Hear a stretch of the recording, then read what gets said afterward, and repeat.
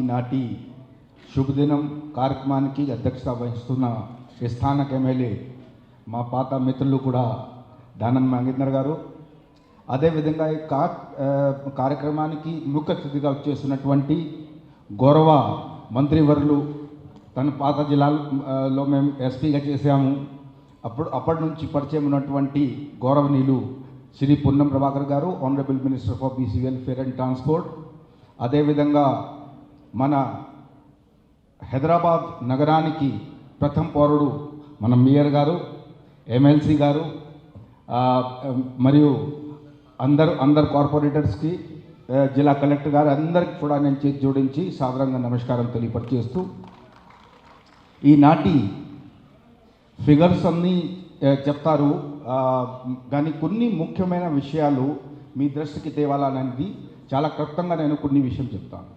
మీరు ఆలోచించండి, 10 సంవత్సరంలో జరగలేని ప్రక్రియ, ఎంతోమంది జనాభా, ఎంతమంది జనాలు మీ సేవలో అప్లై చేసినా, అక్కడ అప్లై చేసినా కానీ రేషన్ కార్డు ఎవరికి రాలేదు.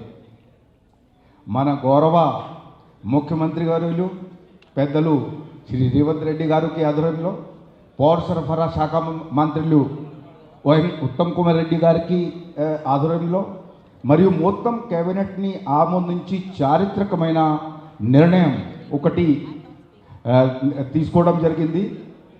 ఆ చారిత్రక నిర్ణయం వల్ల ఇవాళ సార్ మన తెలంగాణ జనాభా 3,70,000 ఉంటే ఇప్పటికీ 3,15,00,000 ఆల్రెడీ దాంట్లో రేషన్ కార్డు ఖరీదీకి వచ్చినారంటే 85%. ఇంకొకటి మిత్రులారా, ఇంకొకటి చారిత్రక నిర్ణయం మన ప్రభుత్వం ద్వారా తీసుకోవడం జరిగింది. ప్రతి చోటులో, ప్రతి ఇంట్లో సన్నా బియ్యం ఇప్పుడు మీకు వస్తున్నారా? సన్నా బియ్యం ఎవరెవరికి వస్తున్నారు చేయలేపండి. రావట్లేదంటే కార్డు లేవు. కార్డు ఉన్నవారు ఎవరైనా ఉన్నారా? కార్డు ఉన్నవారు సన్నా బియ్యం వస్తుంది అమ్మా, ఎలా ఉంది, బాగుంది క్వాలిటీ, కంప్లైంట్ ఏమి లేవు కదా.